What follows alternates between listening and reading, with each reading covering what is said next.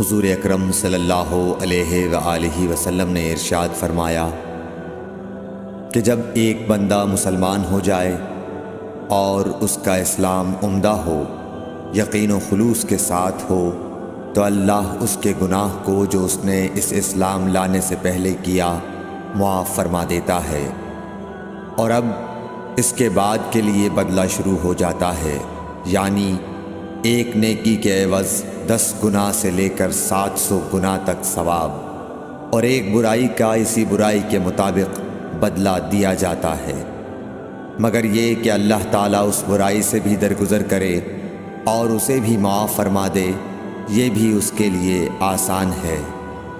صحیح بخاری حدیث نمبر 41۔ رسول اللہ صلی اللہ علیہ وسلم نے فرمایا کہ تم میں سے کوئی شخص جب اپنے اسلام کو عمدہ بنا لے، یعنی نفاق اور ریا سے پاک کر لے، تو ہر نیک کام جو وہ کرتا ہے اس کے عوض 10 سے لے کر 700 گناہ تک نیکیاں لکھی جاتی ہیں، اور ہر برا کام جو کرتا ہے تو وہ اتنا ہی لکھا جاتا ہے جتنا کہ اس نے کیا ہے۔ صحیح بخاری حدیث نمبر 42۔ رسول اللہ صلی اللہ علیہ وسلم ایک دن حضرت عائشہ رضی اللہ تعالی عنہا کے پاس آئے۔ اس وقت ایک عورت حضرت عائشہ رضی اللہ تعالی عنہا کے پاس بیٹھی تھی۔ آپ صلی اللہ علیہ وسلم نے دریافت کیا، یہ کون ہے؟ عرض کیا، فلاں عورت، اور اس کی نماز کے اشتیاق اور پابندی کا ذکر کیا۔ آپ صلی اللہ علیہ وسلم نے فرمایا، ٹھہر جاؤ، سن لو کہ تم پر اتنا ہی عمل واجب ہے جتنے عمل کی تمہارے اندر طاقت ہے۔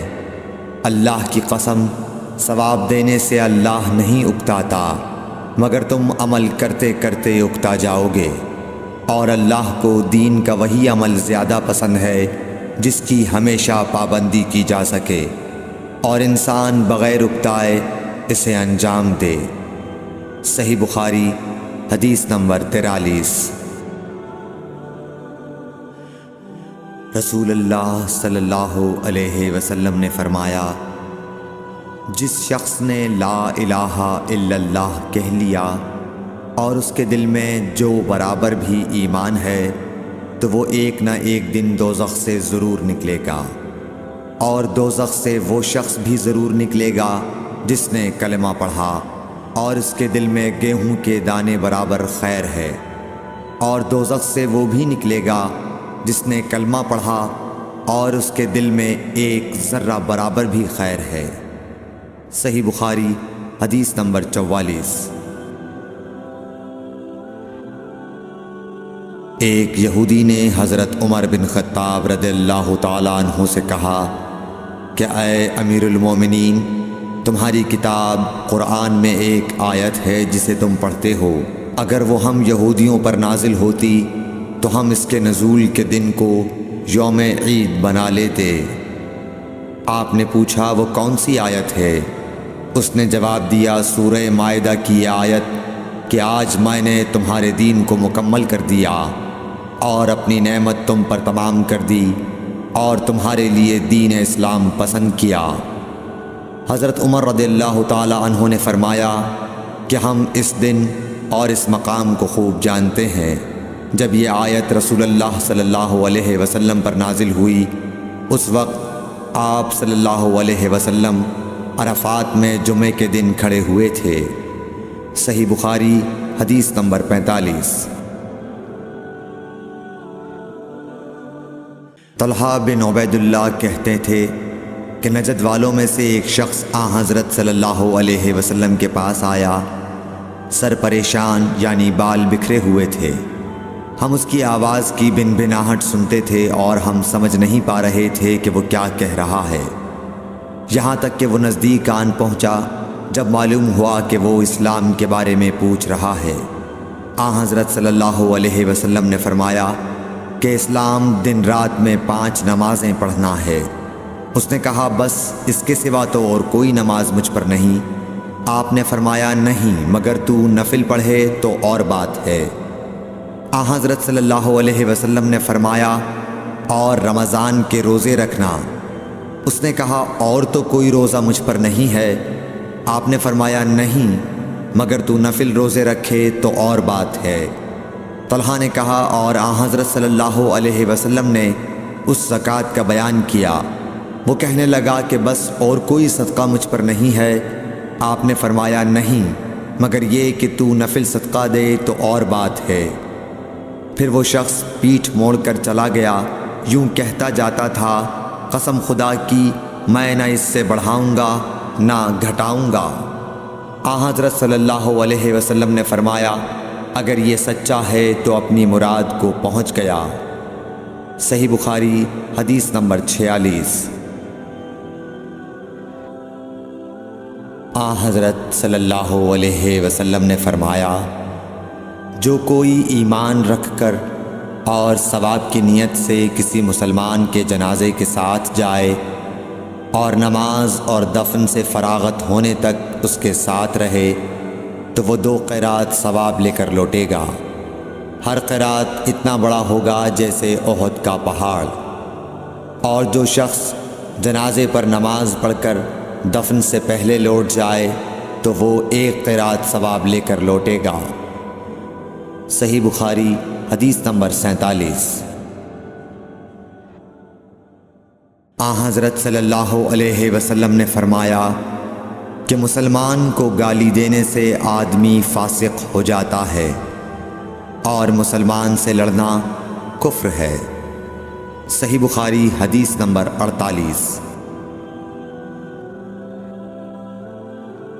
حضرت صلی اللہ علیہ وسلم اپنے حجرے سے نکلے، لوگوں کو شب قدر بتانا چاہتے تھے وہ کون سی رات ہے۔